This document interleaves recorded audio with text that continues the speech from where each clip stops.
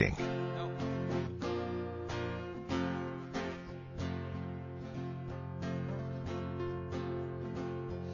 don't want no oil, a spoil in my shoreline. I like fish much better than crud. I like birds and things, creeping and crawling. Won't trade no more oil for blood. The sun done give us all we need to make this country run. But that black demon oil's got us fussing and fighting, and I do believe it's time we was done. I don't want them nukes run by them kooks who think radioactivity is fun. No more three-headed frogs or kids with leukemia. Nuclear power ain't fit for a dog.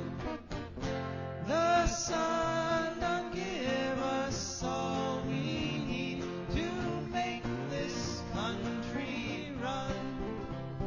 But that nuclear power's got us fussing and fighting, and I do believe it's time we was done. No nukes! Good morning, Toledo, and good afternoon, Columbus, and hello to those of you listening on the internet, wherever or whenever you are. You have tuned into For a Green Future. My name is Joe Damar, and along with my co-host, Rebecca Wood, we will be talking for the next hour about ecology and the environment, and we'll be talking about it in ways that it affects you, your family, your pocketbook, your happiness.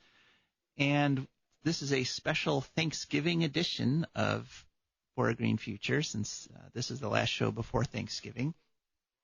And so we're looking for calls from you at 866-240-1065. That's 866-240-1065. With your tales of gratitude, what are you thankful about in this culture, and particularly in terms of nature and wilderness? What sort of experiences have you ever had in your life that you still look back and you're kind of grateful for them, and grateful that you had that kind of interaction with nature, or anything else that you're grateful for at 866-240-1065. This is the best show in Ohio, but it gets better every time you call. And we have a special guest coming up, Philip Yenyo. He's the executive director of the AIM Ohio, and AIM stands for American Indian Movement. He's going to give us a Native American's perspective on Thanksgiving. Then we'll hear from our fantastic sponsors, and then some environmental news and our letter from the future, and hopefully you at 866-240-1065. So Philip will be joining us at 8:15, so about 10 minutes or so. But I kind of wanted to start off, since it's Thanksgiving, there's a story from my youth that I'm still grateful for. It kind of cemented my eco-ness, I guess you might say. It was I was a Boy Scout at the time, on my way to earning my Eagle. Yes, so I guess I'm an Eagle Scout, so I guess I'm still a Boy Scout. They say you can't escape it once you become an Eagle Scout. Are a lot of people trying to escape the Eagle Scouts and coming to a bad end? There's stories. There's stories. Like to know. Yeah, it's like a chain letter. Oh my! Bill tried to deny that he was an Eagle Scout, and got hit by a bus. No, right? Yeah. No, they just say like that. No. It's not like that. It's just once you achieve it, then you kind of always are. And one of the reasons I was so into scouting was because our troop would go camping every month, no matter what the weather, wind, sun. And that's quite an experience to just realize that you can survive. Like if you're out in 20 below and there's a storm and all you've got is a tent, you can, if you know how to do it, you can actually even thrive in that condition. You can, if you dress right and you're careful about not getting wet. It's a very empowering experience. And one of the best experiences I had that I'm still grateful for to this day, hence the theme of gratitude at 866-240-1065 was our troop went for a week in the Adirondack Mountains in New York, a week-long hike, and it was really amazing. We had all these incredible experiences and helped sort of shape me. But one of the key things that happened on that trip is that we were climbing a mountain. We climbed the largest mountain in New York State, Mount Marcy, and we were started out a little late, so it was getting on towards evening when we reached the summit, and then a thunderstorm came up out of nowhere. It had been blue skies, and all of a sudden we were in these like 40, 50 mile an hour wind gusts, incredible hail and wind, and we could not go back down the mountain in those conditions. The trail was just too skinny. We would have risked literally falling off, and so what we did was in the top of the mountain, actually this wasn't Marcy, it was a neighboring mountain, but in the top of the mountain there were these cracks, these long, huge cracks in the mountain. And so what we did in the midst of the storm is we scrambled down into these cracks.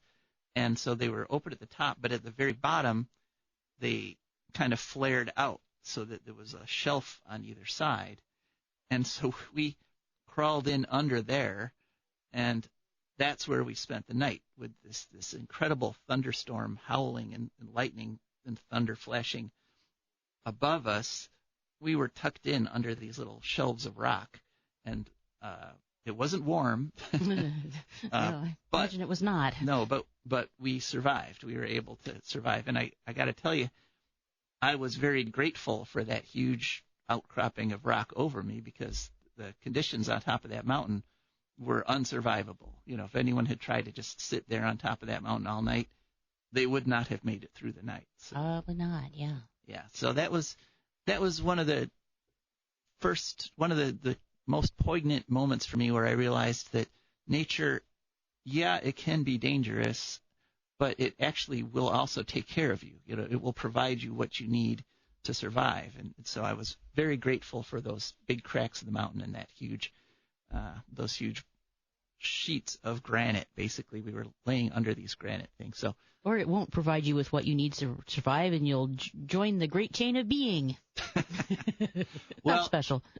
The better you treat it, the more likely it is to provide you with what you need. Good point. And, yeah. You know, think ahead, remember the rules, that kind of thing. Right. Yeah. And, you know, it's a common sense thing. You know, if you destroy the planet, then, yeah, it's going to become inhospitable. It's like, we cut down all the trees and now it's a desert? What? How did that happen? You know, yeah. No, you leave the trees up and you have a good water cycle and a clean environment, and something you can be grateful, and something that future generations can be grateful for. And so that's one reason I love the holiday of Thanksgiving so much. It's a uniquely American holiday. Nobody else celebrates Thanksgiving that I'm aware of around the world. Actually, well, Canada has its version, and a bunch of, Caribbean islands and stuff that were influenced by America at some point, I think. Right. Okay. So it's catching on slowly there. That's good news. Yeah. But the idea of a holiday where you're just grateful, that to me it's a universal holiday. It doesn't matter what your religion is, what your politics are.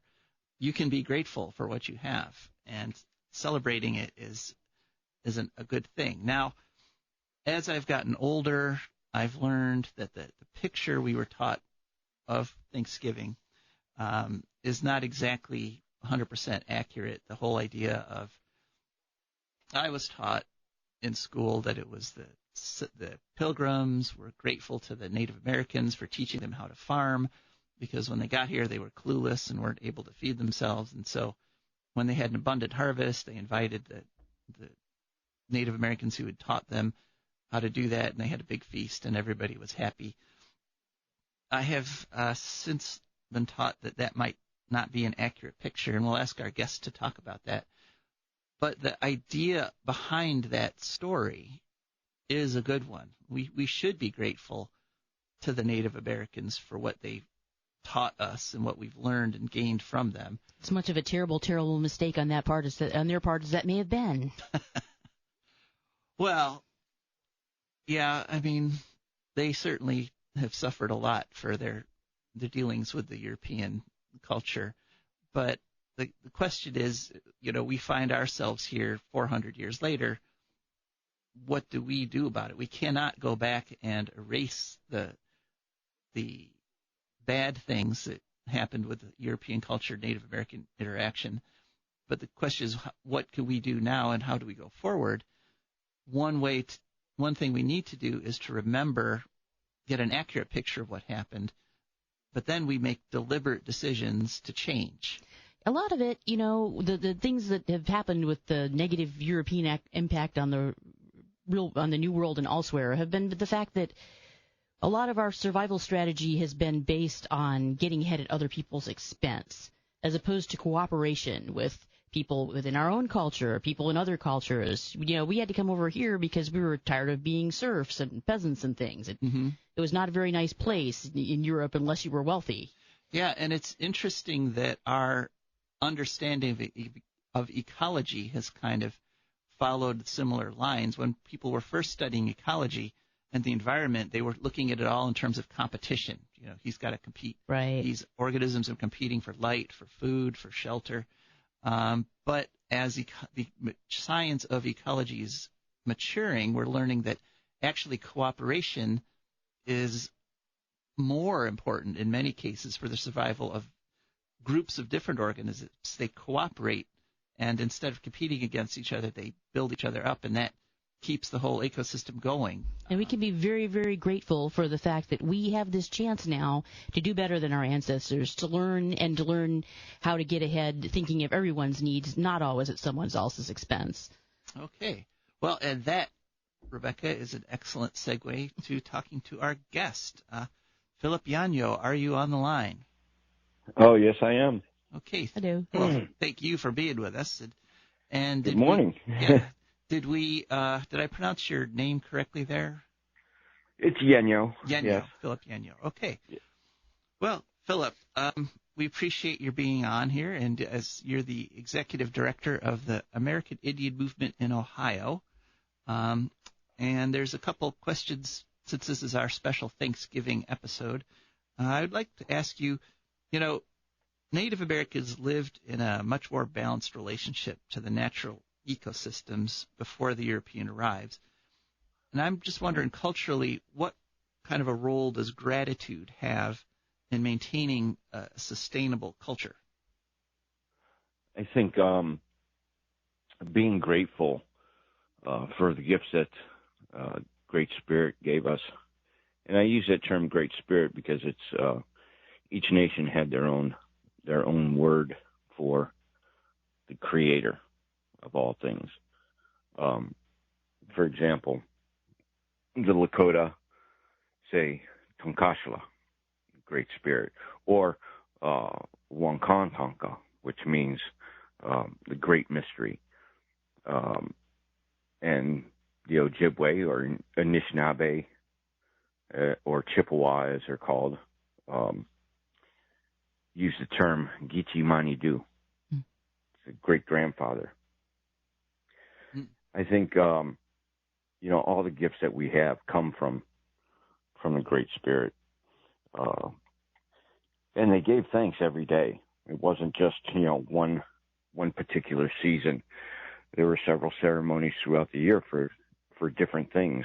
The Green Corn Maiden, when the corn starts growing, those ceremonies were performed. And then like now, this was actually a harvest feast, a harvest festival, and it was a sacred time. That's when corn was gathered, it was dried, and that was in preparation for the winter. And they would take the corn and they would store it underground in caches, and that's basically what the Pilgrims came upon. They came upon some caches of food that was buried, and basically stole it. Sounds like them. Because they were on the ship for quite a while, and I understand that the natives that were there couldn't figure out why these people were still on this boat, and they watched them starving, dying.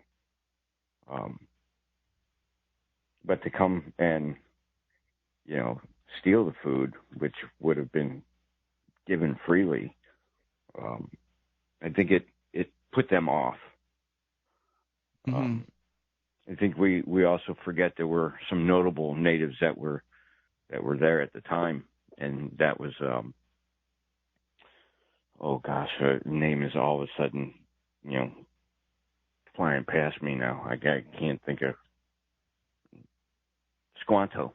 Mm-hmm. That's who it was. Yeah, Squanto was there, and he was the last one of his nation. He was actually stolen from his nation, him and a friend, and they had escaped back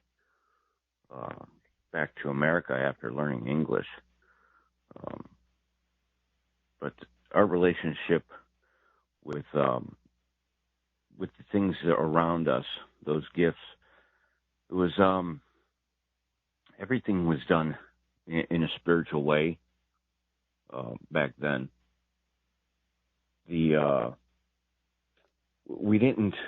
only took what we needed. We didn't take more than we needed.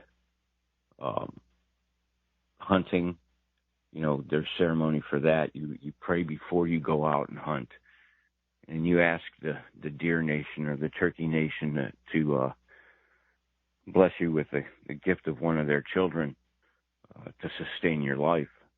Same thing with the fish. Just about everything there was prayer for, and we didn't live. It's taking from the land at the time that things are ready to be harvested. Living within that bioregion.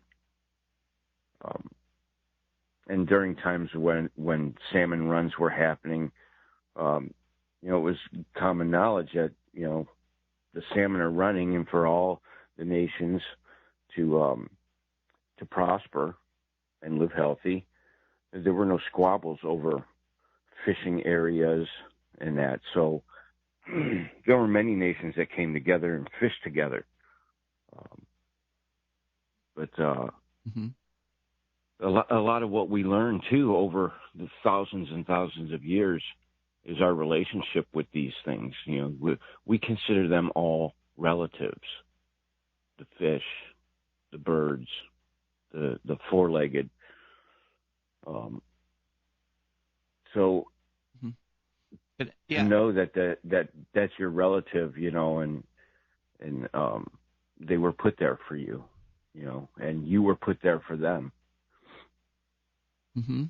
Yeah, I think it's interesting that Western science now is sort of starting to come around to understand some of the things that were in Native American culture, because if you look at a whole bunch of organisms, if you look at their DNA, like look at a fish DNA and a human DNA, we actually share a lot of DNA.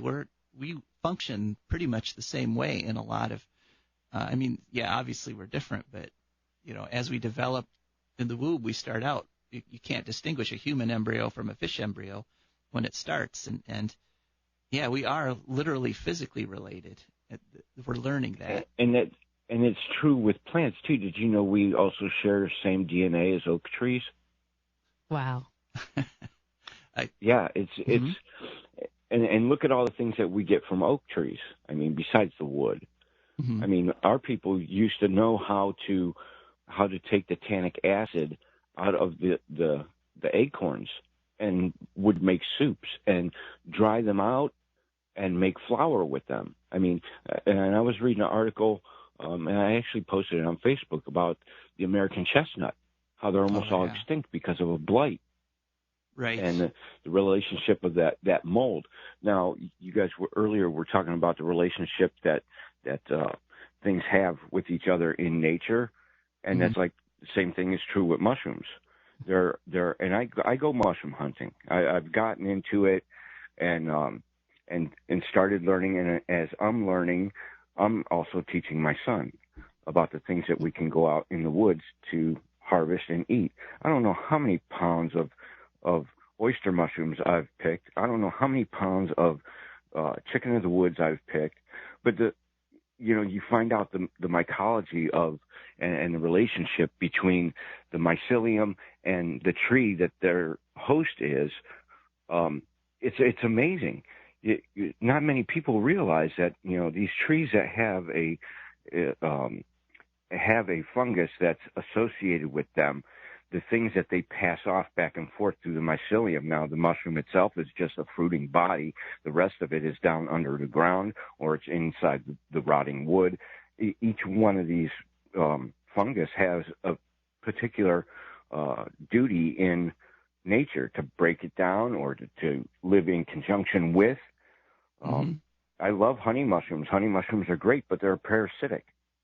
They'll kill a tree. Wow. And with the mycelium of some of the mushrooms, they actually tap into the root system of the tree that's closest to them, and they trade off different minerals. And like mushrooms will give the tree sugar, where the tree will give them minerals that they can't get to. Yeah, that cooperation in soil. I mean, dirt is so incredibly complex, and there's thousands and thousands of organisms in there, mostly cooperating. And I think people don't realize that without the fungi, you can't have the forest. That trees Correct. just don't. They're not standalone organisms. They're dependent on other organisms, and they're dependent on each other because they also communicate to each other underground through their root systems. They also help each other out when one is, not getting enough nutrients. They'll pass off through their root systems. Right. These are the things that science is now realizing. But I think our peoples knew this, and I think ancient Europeans knew this also. See, that we talk about things that are happening now, like this harvest celebration. At one time, ancient European cultures had the same thing. Yep. It wasn't until these elites came in and started controlling things. Like you couldn't hunt, because that was the king's elk. Right. That was you couldn't farm because anything that you farmed belonged to the king. This was the reason why the potato famine in Ireland was so devastating to the Irish people, because they weren't allowed to eat what they were growing. All that was owned by the king. And you couldn't know about the old medicines in Europe or you were a witch. Exactly. Yeah. Exactly. You were demonized. I got into a dispute on a private Catholic school's page because I saw them having young children dressed up as pilgrims and Indians. And I eventually got to asking them how much of the truth they were actually teaching the children. I was questioning their curriculum. And I asked them, I said, did you teach the children that the pilgrims were actually a group of Protestant Christians that the Catholic Church was persecuting? And that's when they took the post down. Oh, my. And I'm like, now we're talking about truth and education. Right. Children can't learn the truth if you're not willing to share it. And then, when they get older and they start reading this, they start questioning, why were they taught the lies that they were taught? And that's when if someone, starts to really think deeply about the situation, well, I was taught these lies so that I conform to everybody else. Yeah, well, and believe the same lies. Well, here on For a Green Future, we're great believers in truth. I mean, I think that often we quote Gandhi, which when he was young, Gandhi used to say, God is truth. But then when he got older, more mature, he ended up saying, truth is God. And that's one reason we have this show, is to get to the truth of environmental and ecological issues, because there's a lot of misinformation swirling around in there. You've kind of already covered the other questions I wanted to ask. Yeah, but that's good. And I was wondering, how is the holiday of Thanksgiving viewed in today's Native American culture? I know that's not a single answer. There's probably a spectrum, but what's the attitude? Some try to keep it traditional and being grateful for each other and the harvest. That's what we try to do here in Cleveland, with our harvest dinner, which is actually tonight. Our community has an organization, the Lake Erie Native American Council, that works with other organizations, but they put it on, and they rent out a hall. The women have been cooking. I know they've been cooking. Okay. This year it's a little bit different there because everybody's asked to bring something, if you can. Mm-hmm. And I always try to bring something.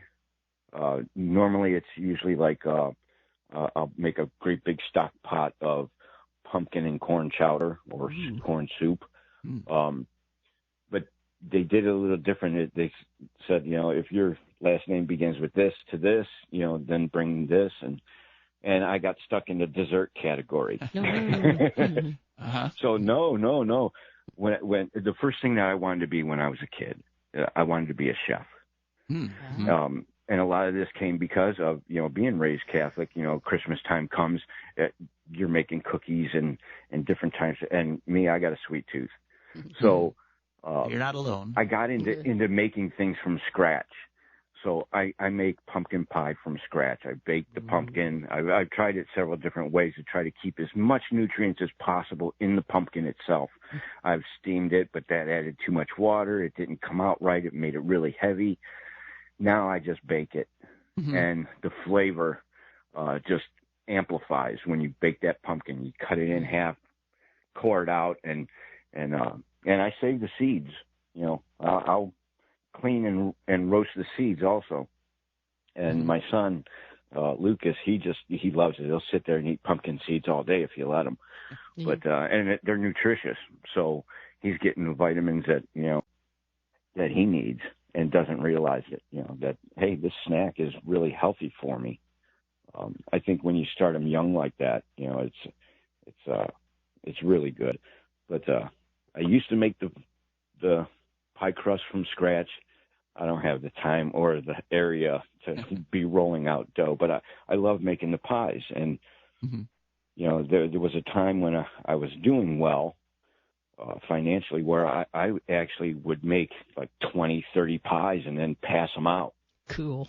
And everybody would ask me, are you making your pies? My family would ask me, are you bringing the pies for Thanksgiving? And, there I am. Yep, I'm bringing them. But I love cooking. All right. Yeah.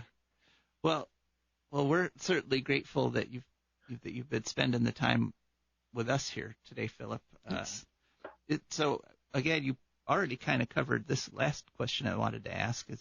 Is there anything more about the Thanksgiving holiday that most people don't know that they should know? I think they should do their research and learn the truth. Sitting down with elders from those nations that were first affected by the Pilgrims is really important. Now, Wampanoag, they're long gone now. Mm-hmm. But there's others that were in the region that had to deal with them, and I think,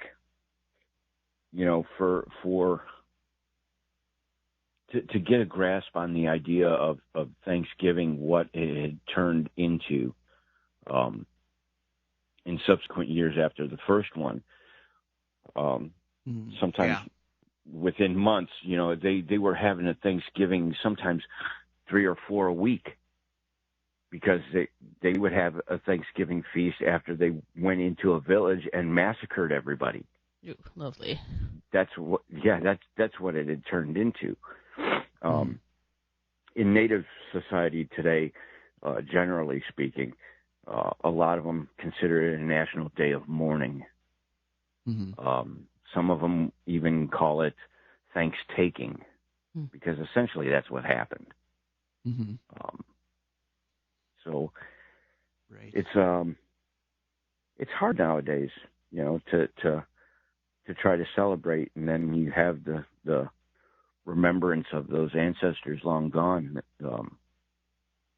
that had to suffer through all that, and some still suffer today. Oh yeah, taken from their homelands and put in desolate areas where hardly anything grows. And I know some people would think, well, how could you be grateful for that? Well, we're grateful for everything that the Creator blesses us with. We're as a community nationwide, I think we're blessed that we're able to survive all of this, and we're still going strong. Right. I think a lot of people, put the Native American culture in past tense, but there still is a Native American culture. Yeah, and they think that we still walk around wearing feathers and buckskins, and they don't realize, like here in Cleveland, we have a community member that works at NASA Glenn, Cool. An actual rocket scientist who, Nice. by the way, actually donates his time to the local children in our community that are struggling in math. He tries to help them and tutor them. I mean, these are things that that make a community. Mm. You have knowledge that you can pass on, or you can help educate, and it gets passed on. And there's no asking pay for it or anything. Mm-hmm. And I think it's important to note that you pointed out that their Native American communities were in fertile areas where there was good farming and a healthy ecosystem. But it's not just that, there's the healthy place, we want to live there.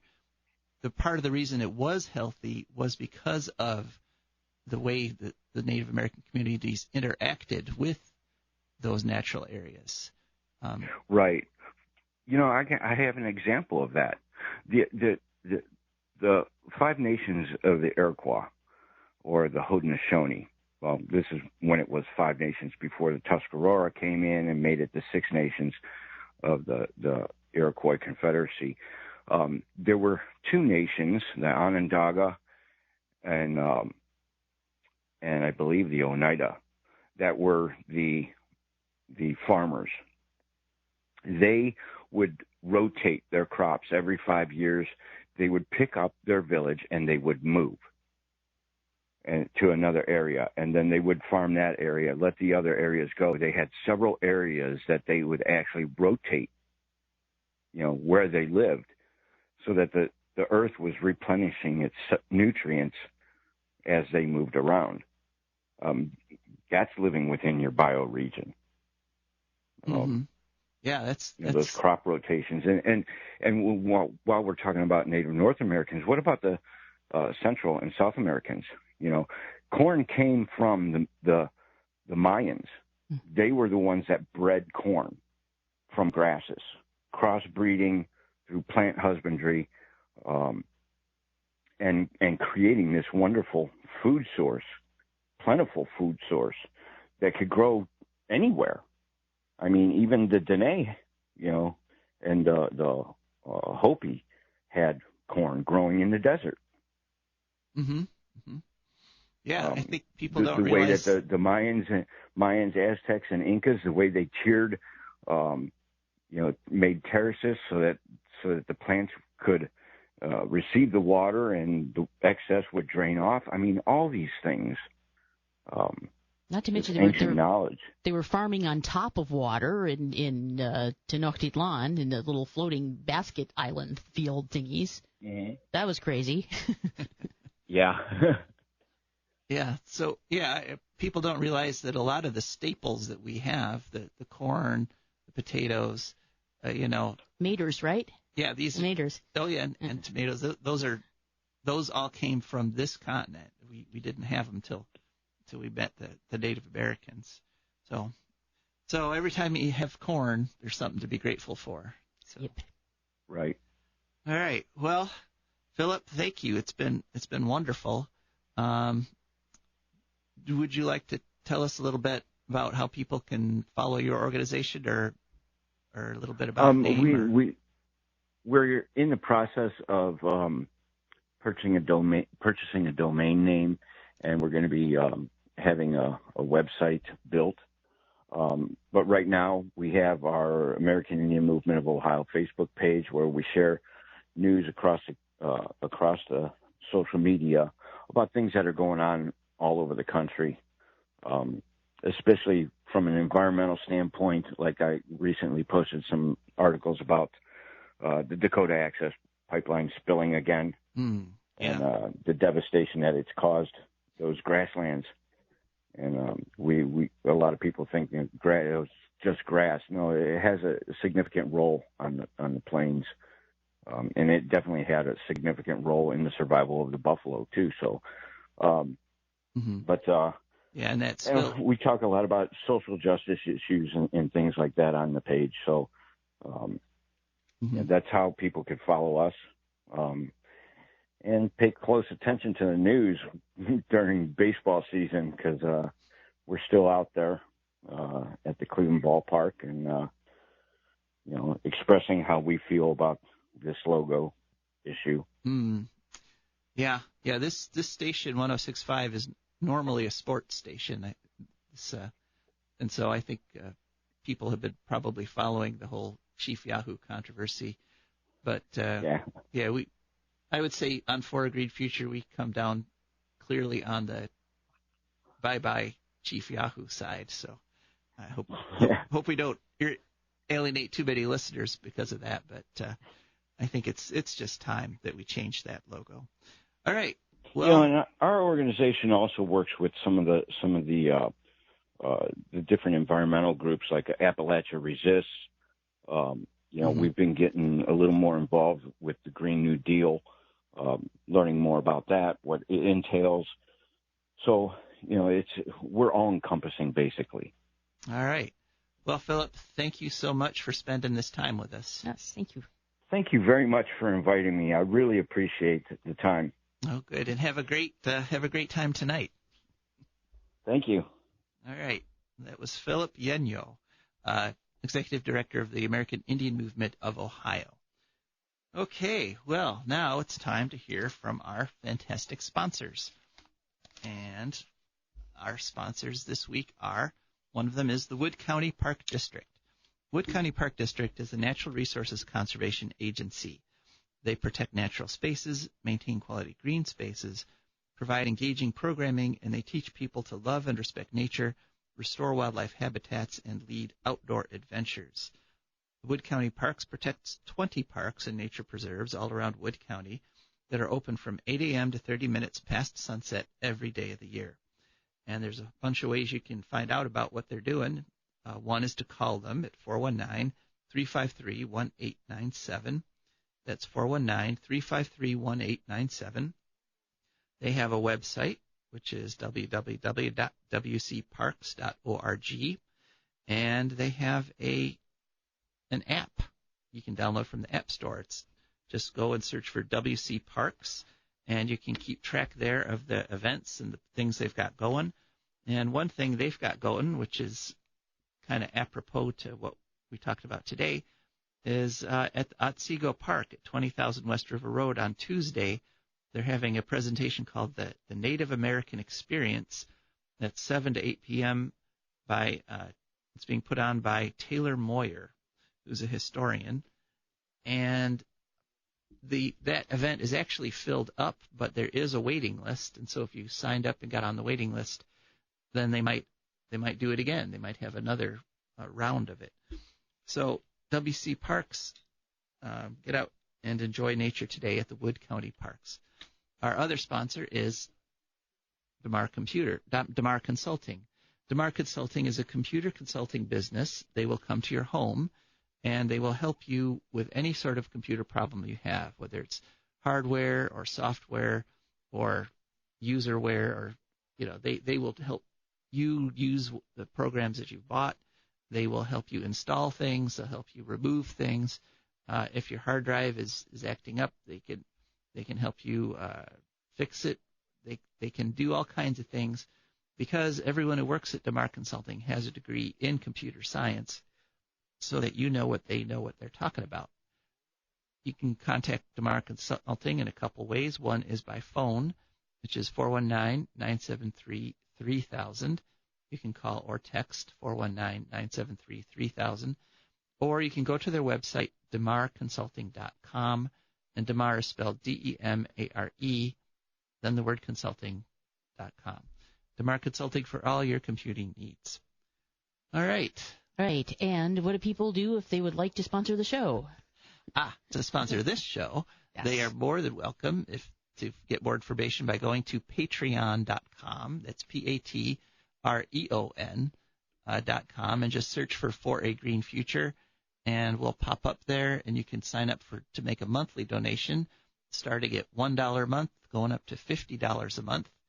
And it's an immense help to us to keep this program on the air. So if you're grateful for this 1 hour of environment and ecology every week, please consider making a donation to help keep that hour going, because we really do need the help, and every patron makes it more likely that For a Green Future will continue into the future. So thank you for reminding me of that, Rebecca. You're welcome. Okay, so now this is the part of the show where we go on and talk a little bit about some eco news, some things that are happening environmentally speaking. And I'm going to start out with something kind of sad because it's instructive. We need to know what's going on here. In Canada, there is a conservative political party called, get this, called the Progressive Conservative Party. And God help us if they're the progressive conservatives. Right. I mean, if the name of your party is double talk, Right, yeah. you could start wondering right there from the start, what the heck are these people? So It's like the War Peace Party. right, exactly, right. And so what they're doing, of course, is they're lying because they're claiming to be both things at once. And what they actually are is conservative. I mean, extremely right-wing conservative. And they demonstrated that this past week. They announced that they are going to tear down wind turbines all over the province of Ontario. In fact, they are going to spend $231 million, almost $250 million, to take down perfectly good functioning wind turbines. And Because conservatives are all about the fiscal responsibility. Right, yeah. It kind of blows that whole idea that conservatives are more Already bought, already care paid about the for, economy. ready to go, ready to start making energy, making somebody money, but... Yeah, and in some cases even functioning, even generating power and my God, creating revenue. And they're just going to spend $250 million to tear it down. And the head of that party, a clone based from the same cell line as Donald Trump, his name is Doug Ford. And if you look at him, he's got Trump's hair. I think that's the that's the phenotype. It's a gene expression that something. Yeah, if a politician has Trump hair, you watch out. So, but pretty anyway. much, yeah. There's something wrong there. So it's a fungus growing on his brain or something, not the good kind. He is quoted as saying that if he had his way, he would tear down every single wind turbine in the province of Ontario. And well, this is the thing about Canada, though. I mean, as adorably efficient and humane as they are in many ways, they're not making good decisions about oil and tar sands and things right now. That's true. That's true. I mean, Trudeau was saying we've got to have oil. We've got to put pipelines through Native American reservations. In fact, they just this past month, they forcibly broke up an encampment at a Native American reservation in Canada. They were camped there to block an oil pipeline, and they sent in the Mounties. They sent in the troops and forcibly beat people up. And on the actual reservation? Yeah, on the reservation. Where were they supposed to be if not on their own reservation? Well, exactly. I'm not sure. You have to ask Trudeau that question. Alrighty. But Trudeau said, but we'll use the profits from this pipeline to plant trees.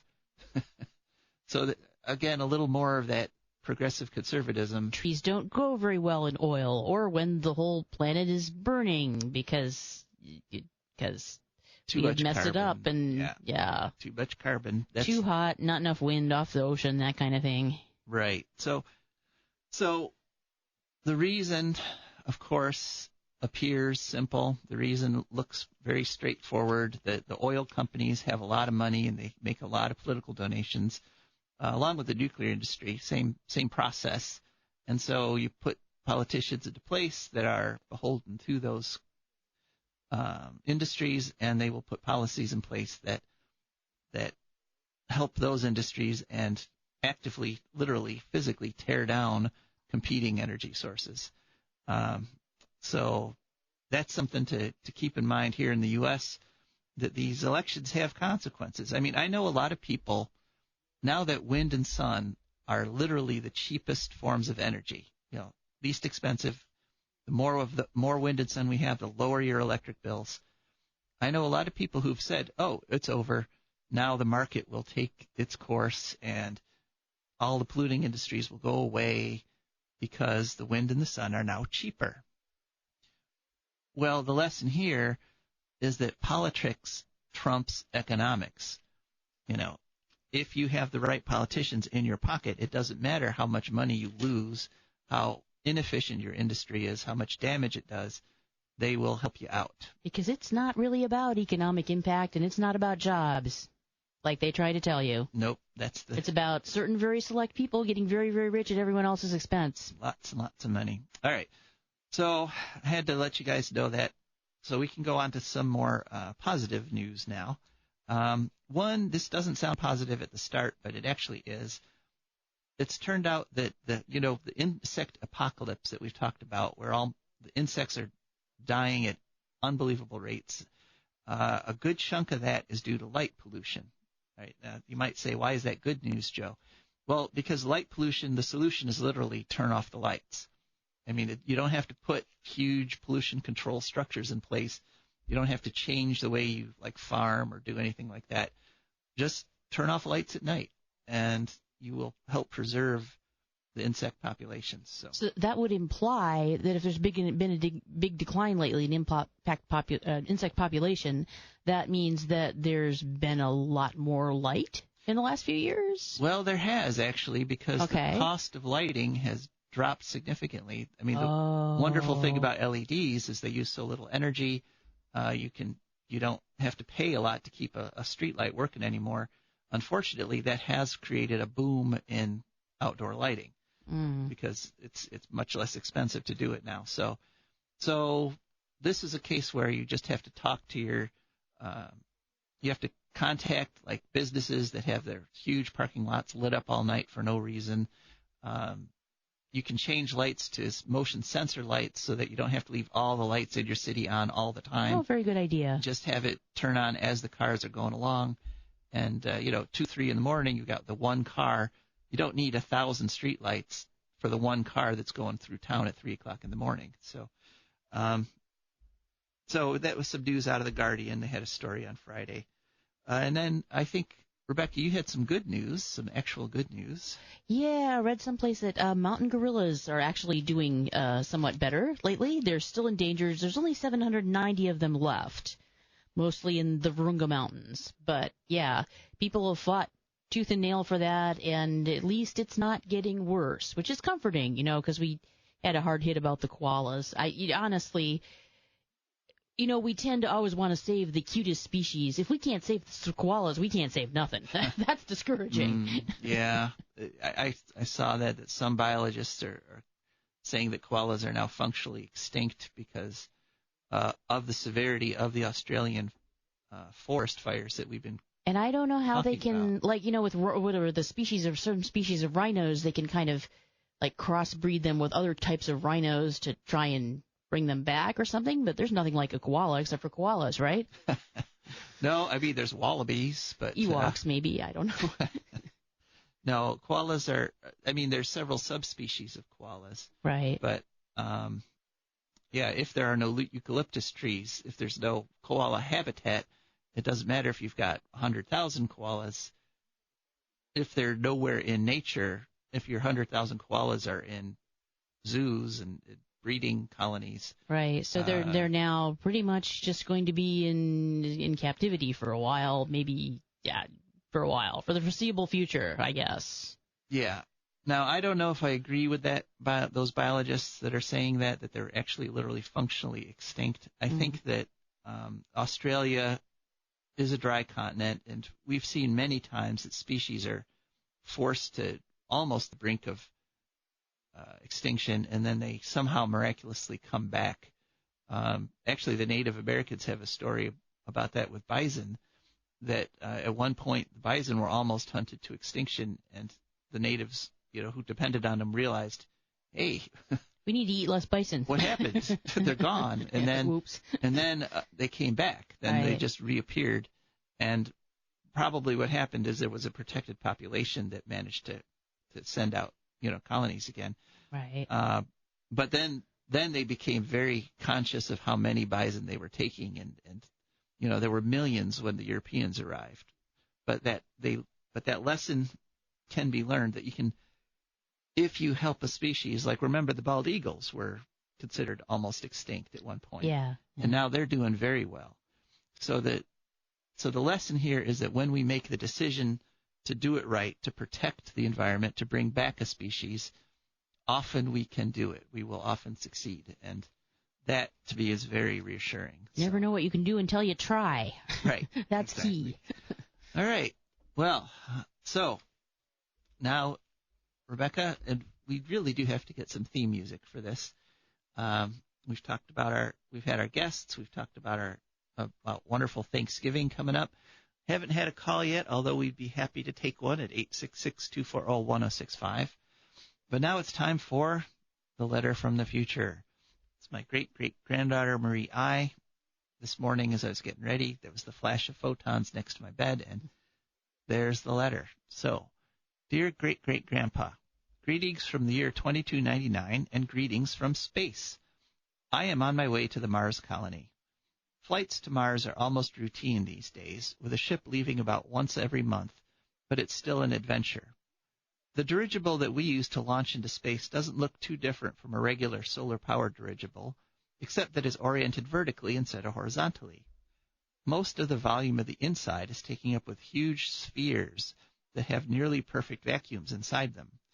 At your time, they use helium or hydrogen to lift lighter than air ships, but a vacuum works even better. So the ship takes off from the ground, lifting into the air like a bubble coming up from the bottom of a pond. One of the technologies of your time that we find the funniest is the way you used chemical rockets to put things into space. Didn't you realize that you were using most of the energy to lift your rockets off the launch pad? That doesn't make any sense when you have a perfectly good atmosphere waiting to do the job for you. Anyway, our dirigible floated up until the air started to get too thin to lift us anymore. That's when our rockets kicked in. But by then we were already on the edge of space, and it only took a little nudge to put us into orbit. Once we were in space, we deployed a huge solar sail about 10 miles across. It caught the solar wind, and we are now racing towards Mars at 1g acceleration. It will gradually pull the sail in so that our acceleration force matches Mars's gravity by the time we get there. So now we get to run around in this huge ship. I've been spending a lot of my time on the observation deck, watching the Earth get smaller and looking at the amazing stars. They're the same stars you see, GGG. I'm sorry you weren't able to see them from space the way I have. Thanks for your work keeping the Earth safe so that my generation could head out into space. Love, Marie I. One interesting thing, we remember from previous letters that Marie has a friend in the Sami tribe. Am I right? Right.